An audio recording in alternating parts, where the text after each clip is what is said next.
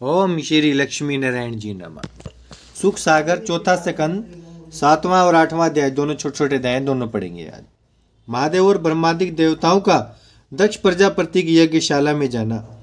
मैत्रेय जी बोले, हे विदुर, जब कैलाश पर्वत से शिव शंकर और ब्रह्मा जी सब देवताओं ऋषिवरों को साथ लेकर दक्ष प्रजापति की यज्ञशाला में गए और जो देवता आदि वीरभद्र के डर से भाग गए थे वह भी वहां पर आए, तब शिवजी ने जिन देवताओं ऋषिवरों का सिर वीरभद्र के मारने से घायल हो गया था उनको अपनी कृपा दृष्टि से अच्छा कर दिया। भृंगु ऋषिवर की दाढ़ी के बाल बकरे की दाढ़ी लगाने से फिर उसी तरह जम गए। उस समय ब्रह्मा ने शिव जी से कहा, दक्ष प्रजापति की जो लोथ पड़ी है उसको भी जलाना चाहिए। तब महादेव जी बोले, दक्ष का सिर जो अग्निकुंड में जल गया वह नहीं तैयार हो सकता। को तो यज्ञ के बकरे का सिर दक्ष के धड़ से लगाकर उसे जला दें। ब्रह्मा ने इस बात को मान लिया और शिवजी ने बकरे का सिर दक्ष प्रजापति के धड़ से लगाकर उसे जला दिया। शिवजी की कृपा से यज्ञशाला का स्थान फिर ज्यों का त्यों हो गया। दक्ष प्रजापति ने महादेव जी को देखते ही उन्हें दंडवत करके हाथ जोड़कर अधीनता से विनय किया, हे महाप्रभु, मैंने आपकी बढ़ाई और महत्व न जानकर जैसी करनी आपके साथ की वैसा फल पाया। आप कृपा करके यहाँ आए व मुझे अपनी प्रभुता से फिर जिलाया और मुझ अज्ञानी का अपराध क्षमा किया। सच है, जिनको परमेश्वर ने महत्व दिया है वे लोग छोटे और मूर्ख मनुष्य की बात पर ध्यान नहीं देते। जितने देवता ऋषिवर गंधर्व और किन्नर आदि स्त्री व पुरुष दक्ष के यहाँ नेवता करने आए थे वे लोग भी शिव जी की यह महिमा देखकर इसी तरह स्तुति करने लगे। जब महादेव जी की आज्ञा से दक्ष प्रजापति फिर यज्ञ करने बैठे तब ब्रह्मा, महादेव और विष्णु भगवान ने सब देवताओं ऋषिवरों समेत शास्त्र के अनुसार दक्ष से उस यज्ञ को संपूर्ण कराया। यज्ञ संपूर्ण होते ही अग्निकुंड से एक पुरुष भगवान चतुर्भुजी मूर्ति ने वे जयंती माला, कौस्तुभ मणि और फूलों के हार गले में डाले गरुड़ पर चढ़े प्रकट होकर दर्शन दिया। उनको देखते ही जितने छोटे बड़े वहां बैठे थे उठ खड़े हुए और उस पुरुष को साष्टांग दंडवत किया। दक्ष प्रजापति हाथ जोड़कर यज्ञ भगवान से बोले, हे बैकुंठनाथ, इस यज्ञ के आरंभ में मैंने महादेव का अपमान किया, इसलिए मेरा यज्ञ विध्वंस हो गया था। अब मेरा भाग्य उदय हुआ जो आपने दर्शन देकर मुझे कृतार्थ किया। मेरा यज्ञ आपकी कृपा से संपूर्ण हुआ। अब दया करके ऐसा वरदान दीजिए कि मुझको फिर दुर्बुद्धि ना व्यापे। फिर भृंगु ऋषिवर बोले, हे दीनानाथ, मैं ब्राह्मण और तपस्वी होने पर भी अपने क्रोध को वश में नहीं रख सका, इस कारण मुझे यह दंड मिला। आप दयालु होकर ऐसा आशीर्वाद दीजिए कि मेरा क्रोध छूट जावे, क्योंकि जब तक काम, क्रोध, मोह और लोभ अपने अधीन नहीं होते तब तक आपकी भक्ति नहीं प्राप्त होती। जब इसी तरह ब्रह्मा, महादेव, गंधर्व, इंद्र, लोकपाल, किन्नर तथा सब देवताओं ऋषिवरों ने बहुत स्तुति की तब यज्ञ पुरुष ने दक्ष से कहा, तुमने यह बहुत अनुचित किया जो महादेव जी का अपमान किया। ब्रह्मा, विष्णु और महादेव तीनों देवताओं को तुम एक सा जानो। जिस निरंकार पुरुष का लोग जप करते और अपना उत्पन्न करने वाला जानते हैं उसी के ध्यान में तुम भी लीन रहो, तब तुमको ज्ञान प्राप्त होगा। जिस समय यज्ञ पुरुष ने यह बात कही उस समय आकाश से उन पर फूलों की वर्षा हुई और सब लोगों ने जय जयकार किया।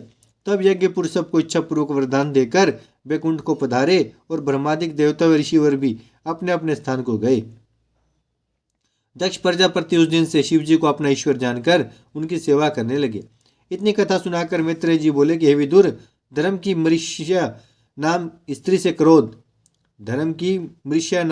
क्रोध, लोभ और मृत्यु आदि बहुत संतानें उत्पन्न हुई थी। उनके नाम संस्कृत भागवत में लिखे हैं। जो कोई इसे अध्याय को चित लगाकर कहे व सुने वह सब पापों से छूटकर परम पद को पावेगा। ओम श्री लक्ष्मी नारायण जी नमः। 8वां अध्याय, सती का हिमाचल के यहाँ पार्वती नाम से जन्म लेना और उनका महादेव जी के साथ विवाह होना। मैत्रेय ऋषिवर ने कहा, विदुर, अब हम सती जी की कथा जिस तरह दूसरा जन्म पार्वती का लेकर महादेव जी को मिली थी वर्णन करते हैं। सती ने तन छोड़ते समय महादेव जी के चरणों का ध्यान हृदय में रखकर ऐसा प्रण किया था कि अब फिर मेरा जन्म हो तो शिव जी की सेवा में रहकर एक क्षण उनका साथ न छोड़ूंगी। सो वह तन छोड़ने के उपरांत हिमाचल पर्वत के यहाँ पार्वती नाम से जन्म लिया। जब वह सयानी हुई तब हिमाचल ने अपनी कन्या से पूछा कि तेरा विवाह किसके साथ करूं। पार्वती को अपने पिछले जन्म का हाल याद था, इसलिए वे हिमाचल से बोली कि मेरा विवाह महादेव जी के साथ कर दो। उसने कहा, शिव जी सब देवताओं के मालिक हैं, मेरी कन्या को किस तरह अंगीकार करेंगे। तब पार्वती ने उत्तर दिया कि महादेव जी के सिवा दूसरे से मैं विवाह नहीं करूंगी। वह मुझे अंगीकार करें तो मेरे पति होवें, नहीं तो मैं वन में जाकर तप करके अपना यह तन फिर छोड़ दूंगी। ऐसा कहकर पार्वती ने इस इच्छा से कि महादेव जी के साथ मेरा विवाह हो वन में जाकर तप करना आरंभ किया। तो एक दिन नारद जी ने पार्वती के प्रेम की परीक्षा लेने के वास्ते वहां जाकर पूछा, हे पर्वतराज की कन्या, तुम इस वन में किस इच्छा से तप करके इतना दुख उठाती हो? पार्वती ने नारद जी को परमेश्वर का परम भक्त जानकर दंडवत करके विनय किया, हे मुनिनाथ, मैं महादेव जी से विवाह होने की इच्छा से तप करती हूँ।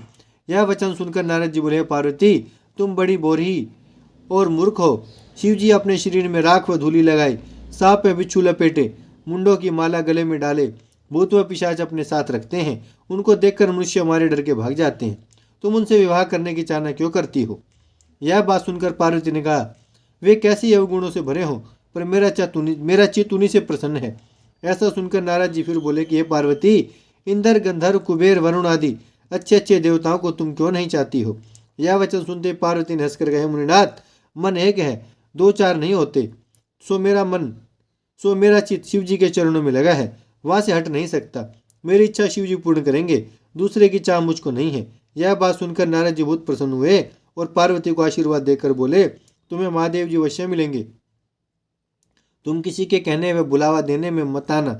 जब नारद जी ने पार्वती की सच्ची प्रीति देखी तब उसी समय शिव जी के ऊपर जाकर जब नारद जी ने पार्वती की सच्ची प्रीति देखी तब उसी समय शिव जी के पास जाकर पार्वती का मनोरथ और प्रेम उनसे कहा।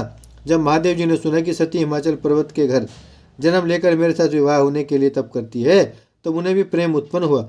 इसलिए महादेव ने हिमाचल से जाकर कहा कि तू अपनी कन्या का विवाह हमारे साथ कर दे। हिमाचल ने यह बात सुनते बड़ी प्रसन्नता से मान लिया और पार्वती को यह संदेशा सुनाया। यह बात सुनते ही पार्वती जी बहुत प्रसन्न हुई। उसी समय हिमाचल ने पार्वती को वन से लाकर विधि पूर्वक शिव जी के साथ विवाह कर दिया और बहुत से रत्नाधिक दहेज में देकर वर और कन्या को विदा किया। तब से पार्वती जी एक क्षण भी महादेव जी से अलग नहीं होती, उनकी अर्धांगिनी बनी रहती हैं। ओम श्री लक्ष्मी नारायण जी नमः। भजमन नारायण नारायण नारायण, श्रीमन नारायण नारायण नारायण, लक्ष्मी नारायण नारायण नारायण, सत्य नारायण नारायण नारायण, भजमन नारायण श्रीमन नारायण, लक्ष्मी नारायण, सत्य नारायण, भजमन नारायण नारायण नारायण। भागवत महापुराण की जय, लक्ष्मी नारायण भगवान की जय, गौ माता की जय, गंगा मैया की जय, धरती माता की जय। हर हर महादेव, हर हर